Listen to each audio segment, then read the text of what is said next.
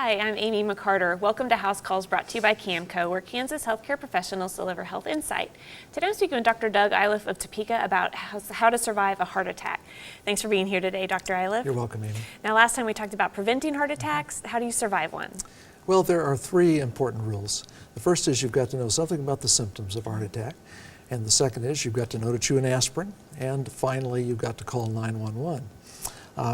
Now, although everyone knows the symptoms, more or less, and they know how to get an aspirin and how to dial a phone, the average person won't show up in an emergency room for 2 to 4 hours after a heart attack, and the ideal is less than 1. So what's the holdup? The holdup is that we're embarrassed or we're afraid of unnecessary expense. Look, everyone has chest pains from time to time, and it's almost never a heart attack, so we're afraid of looking like a hypochondriac. And so we're just afraid to go to the emergency room when we need to. Yeah.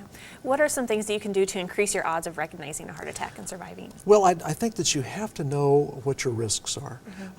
If I'm a 28-year-old guy and I'm having a fight with my boss and I'm getting chest pains, well, that's almost never going to be a heart attack, right?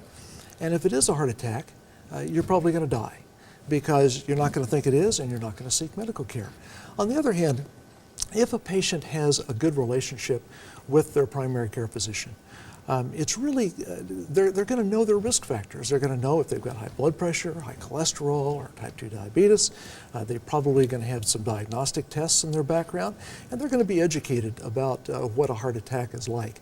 The other thing is that people will get atypical symptoms sometimes, especially women will oftentimes show up with symptoms of the flu, or they'll get pain in the back, and men will sometimes have nausea or indigestion. So you get fooled that way, but you need a high index of suspicion. Okay, all right. This is really good information. Thanks for being here today. You're welcome.